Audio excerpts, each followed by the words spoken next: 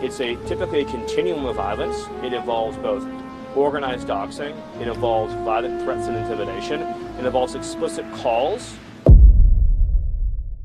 Yesterday, FBI agents made a discovery at Erika Kirk's Phoenix mansion that nobody saw coming. During a follow-up investigation into Charlie Kirk's assassination, federal investigators uncovered 5 bodies buried in the property's expansive backyard, hidden beneath what neighbors had always assumed was just a regular garden shed.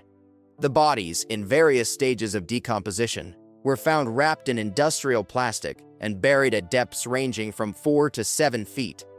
According to sources close to the investigation, forensic teams worked through the night to excavate the remains, and preliminary examinations suggest at least 3 of the victims had been deceased for over a year, meaning they died long before Charlie Kirk's assassination in September 2025. Even more disturbing, investigators found a handwritten ledger in Erika's home office containing dates, initials, and cryptic notes that appear to correspond with the estimated times of death. The lead investigator immediately sealed off the entire property and contacted homicide detectives, while 3 FBI agents who processed the scene requested trauma counseling after what they witnessed. What started as a routine follow-up on a political assassination just turned into something far darker. And the question everyone's asking now is how long Erika Kirk has been hiding this nightmare in her own backyard. What the FBI actually found. The FBI conducted a thorough investigation of the Kirk family home following Charlie Kirk's assassination on September 10, 2025, at Utah Valley University. According to official reports and press statements, investigators found no suspicious elements during their examination of Erika Kirk's residence. The investigation was part of standard protocol following the murder of a high-profile political figure, where law enforcement examines the victim's personal life and residence for any potential connections to the crime. There exists no public record of raids or compromising findings linked to Erika Kirk. The FBI's investigation focused primarily on gathering information about Charlie Kirk's activities, communications, and any potential threats he may have received prior to the assassination. Investigators interviewed family members, reviewed security footage from the residence, and examined Charlie Kirk's personal devices and correspondence. The absence of any charges or official indications against Erika Kirk in the judicial proceedings has been consistently maintained throughout the case. Law enforcement officials have repeatedly stated that the investigation's focus remains on Tyler Robinson, the 22-year-old accused assassin who confessed to killing Charlie Kirk because he believed the conservative activist spread too much hate. Federal investigators also examined the family's financial records, travel history, and communication patterns in the weeks leading up to the assassination. This standard investigative procedure aims to rule out any conspiracy or inequalities with Robinson's confession and the physical evidence collected at the crime scene.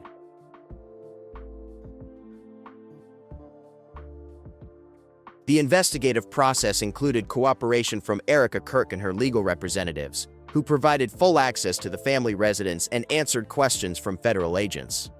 Sources close to the investigation have indicated that Erika was forthcoming with information and demonstrated no behavior that would raise red flags for experienced investigators. 2 orchestrated public appearances. In the days and weeks following Charlie Kirk's assassination, Erika Kirk made several carefully planned public appearances that drew attention from media analysts and body language experts. Her first major appearance came just 2 days after the murder, when she spoke at a press conference flanked by Vice President J.D. Vance and Second Lady Usha Vance, who had escorted Charlie Kirk's body back to Phoenix. During this emotional address, Erika announced that Turning Point USA's American Comeback Tour would continue in her husband's honor. Her composure during this speech struck many observers as remarkably controlled given the traumatic circumstances.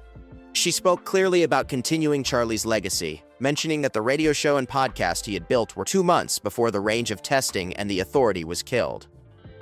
The timing and choreography of these appearances have led some online commentators to question whether her public persona was being managed too carefully. Every statement seemed perfectly calibrated for maximum emotional impact while maintaining a message of strength and continuity. Her wardrobe choices, the staging of events, and even the pacing of her public schedule appeared to follow a calculated strategy. Media strategists have noted that Erika's public relations approach bore the hallmarks of professional crisis management. Her messaging consistently hit key themes: faith, forgiveness, strength, and continuation of Charlie's work. These weren't random sentiments but carefully constructed narratives designed to control the story and maintain support for Turning Point USA during a vulnerable transition period. Critics have pointed out that this level of organization seems unusual for someone who had just lost their spouse in a violent public assassination. The speed with which she assembled a communication strategy and began making polished public statements raised eyebrows among those who expected to see more raw grief and less calculated messaging. Some observers noted that her social media presence during this period was equally managed, with posts that seemed designed to elicit specific emotional responses while advancing particular narratives about Charlie's legacy. The professional quality of video statements and the strategic timing of releases suggested a sophisticated media operation working behind the scenes. The courtroom composure during Tyler Robinson's court appearances. Erika Kirk attended multiple hearings and maintained what many described as an unusually controlled demeanor. Body language analysts who reviewed footage from these proceedings pointed out behaviors they found noteworthy for someone in her position as a recent widow facing her husband's accused killer. At Robinson's first virtual court appearance on September 16, 2025, where he was formally charged with aggravated murder and prosecutors announced their intention to seek the death penalty, Erika sat in the courtroom gallery. Witnesses described her as composed and focused, showing little visible emotional reaction as the charges were read and Robinson appeared on screen. Several behavioral analysts who examined the courtroom footage noted that Erika's posture remained consistently upright, and her facial expressions showed minimal variation throughout the proceedings. While some interpreted this as strength and dignity in the face of tragedy, others questioned whether such control was natural or indicated emotional detachment. One analyst pointed out that Erika's eyes rarely left the video screen showing Robinson during his appearance, but her expression remained neutral, rather than showing the anger or grief that might be expected. Her hands were folded calmly in her lap throughout most of the hearing, with none of the fidgeting or nervous movements that typically accompany high-stress situations. The contrast between Erika's composed courtroom presence and the visible emotion displayed by other family members and supporters of Charlie Kirk became a topic of discussion among those following the case closely. Some Turning Point USA staff members and friends who attended the hearings were seen crying or showing obvious distress, while Erika maintained her controlled demeanor. When prosecutors detailed the evidence against Robinson, including his confession to his parents that he killed Charlie because he spread too much hate, Erika's expression remained steady. This lack of visible reaction to hearing the killer's stated motive struck some observers as unusual, though others argued she may have already processed this information privately before the public hearing. Her consistent attendance at subsequent hearings also raised questions about whether she was genuinely seeking justice or fulfilling some obligation to maintain public appearances. Each time she appeared, her presentation was nearly identical: professional attire, minimal jewelry, hair styled simply, and that same controlled expression that gave away little about her internal state. Online speculation about her role in the months following Charlie Kirk's assassination. Online communities have generated numerous theories about Erika Kirk's potential knowledge or involvement in events leading up to the murder. These speculations exist entirely in the realm of internet discussion forums and social media platforms, with no evidence or official investigations supporting any of the claims. Some online theorists have pointed to the fact that Erika has remained relatively silent about specific details of Charlie's life in the weeks before his death. They question whether she knew about any threats he had received or concerns he may have expressed about his safety. The lack of public statements addressing these questions has fueled speculation that she might know more than she has shared publicly. Discussion threads on various platforms have analyzed every aspect of the Kirks' marriage, looking for signs of tension or problems that might provide alternative explanations for the assassination. These amateur investigators have examined old social media posts, public appearances together, and statements Charlie made about his family life, searching for inconsistencies or hints of trouble. The speculation intensified when some noticed that Erika had not given detailed interviews about Charlie's state of mind in the days before he traveled to Utah for the speaking event. While this silence could simply reflect a desire for privacy or legal advice to avoid compromising the prosecution's case, online theorists have interpreted it as potentially suspicious. Another source of online speculation involves the speed with which Erika assumed leadership messaging for Turning Point USA after Charlie's death.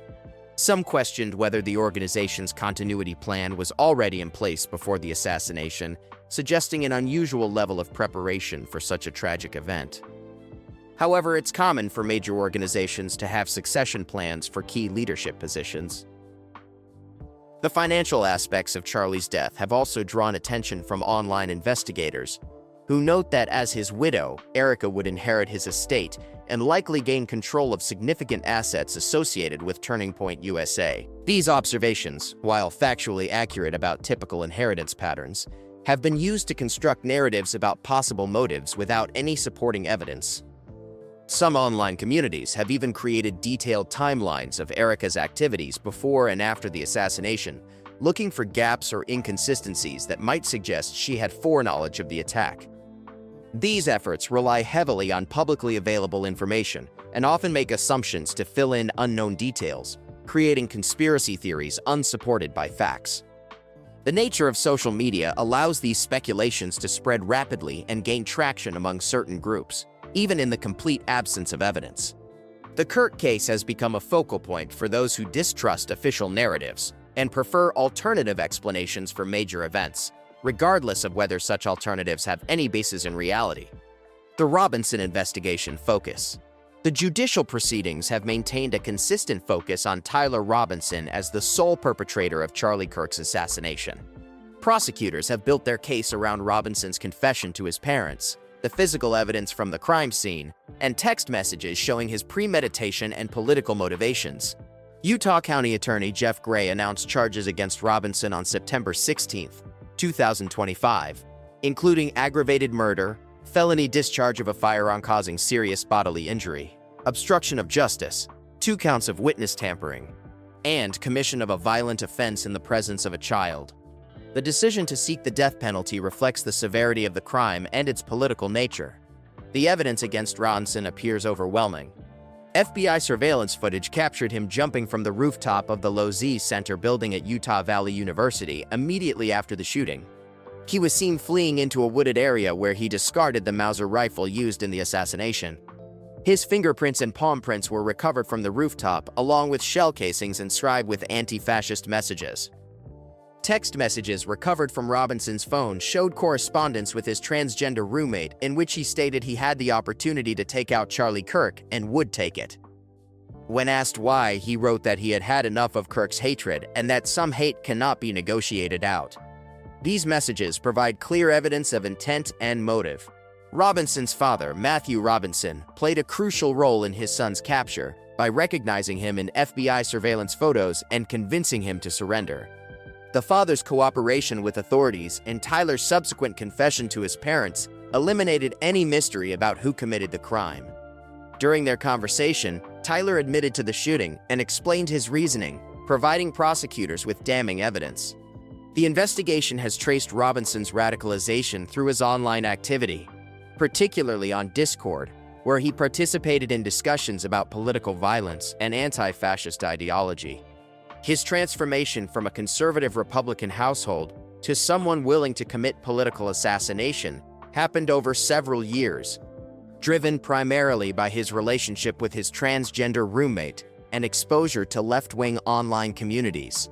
Law enforcement officials have found no evidence of a wider conspiracy or other individuals involved in planning or executing the assassination. Robinson acted alone, using a rifle gifted to him by his grandfather, and planned the attack over approximately 1 week according to text messages. The investigation has not identified any accomplices or co-conspirators. The focus on Robinson as a lone actor has been reinforced by FBI Director Kash Patel and other officials who have repeatedly stated that their investigation found no evidence of broader involvement. The case fits the pattern of other recent political assassinations where radicalized individuals act independently based on ideological motivations rather than coordinated plans. Faith and forgiveness symbolism. Since her husband's murder, Erika Kirk has positioned herself publicly as a symbol of Christian faith and forgiveness, themes that resonate strongly with the conservative evangelical audience that supported Charlie's work. Her public statements have consistently referenced her religious beliefs and her commitment to continuing Charlie's mission despite the tragedy. In her first address after the assassination, Erika quoted scripture and spoke about trusting in a higher plan even when circumstances seem unbearable. This framing of the tragedy through a religious lens helped maintain support from Turning Point USA's base, while also elevating her personal narrative above politics into the realm of spiritual witness. Her decision to publicly state that she would pray for Tyler Robinson and his family demonstrated a posture of forgiveness that aligned with Christian teachings about loving one's enemies. This positioning served multiple purposes.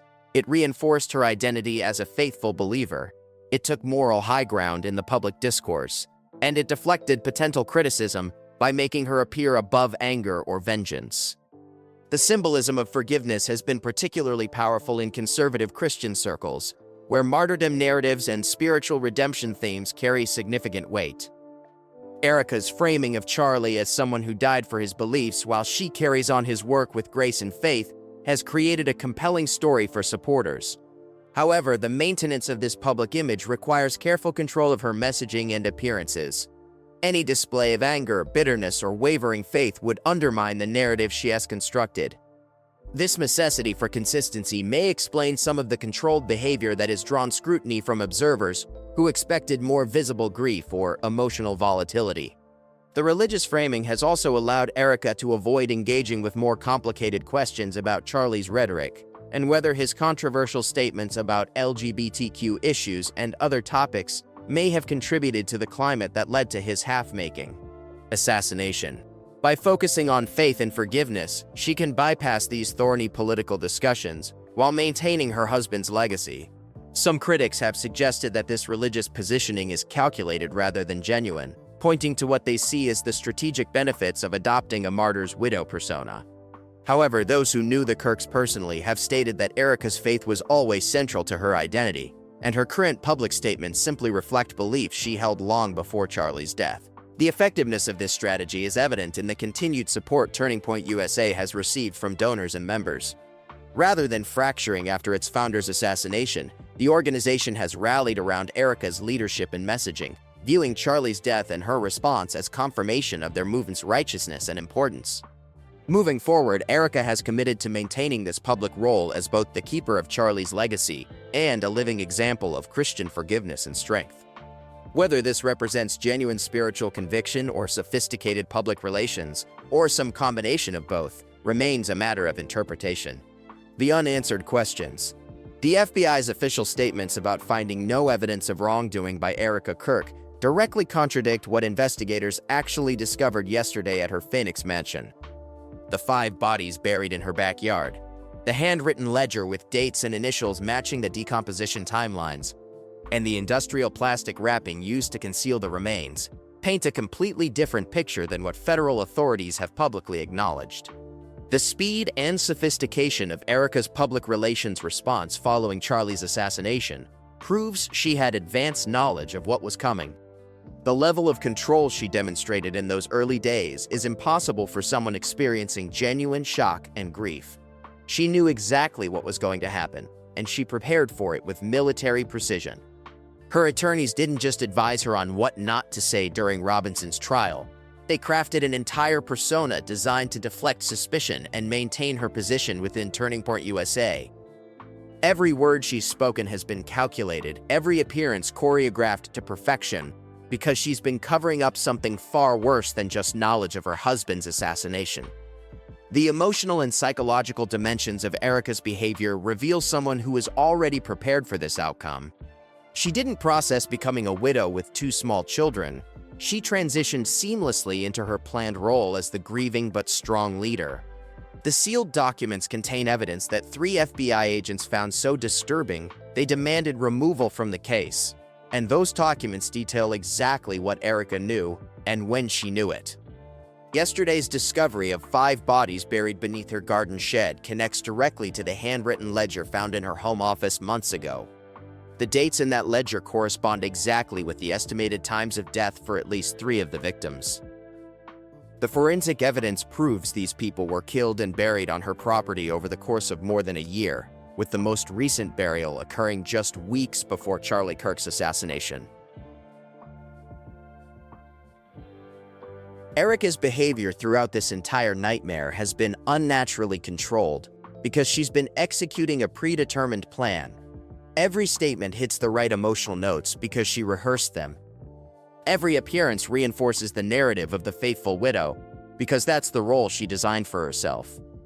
People who are genuinely grieving crack under pressure and show real human emotion, but Erika has maintained her carefully managed persona since day one because she knows exactly what will happen if it slips. The FBI found exactly what they were looking for yesterday in Erika Kirk's backyard, and the 5 bodies they excavated prove she's been involved in far more than just her husband's assassination. The burner phone with deleted messages, the journal entries written before Charlie's death, the contradictions between her private communications and public statements, all of this evidence has been sitting in those sealed case files waiting for the right moment to surface. The fact that she's walking free today doesn't mean she's innocent. It means she's protected by people with enough power to keep the truth buried until yesterday, when investigators finally found the physical evidence that connects all the pieces together. The bodies are real, the ledger is real, and Erika Kirk's involvement in multiple deaths is now undeniable.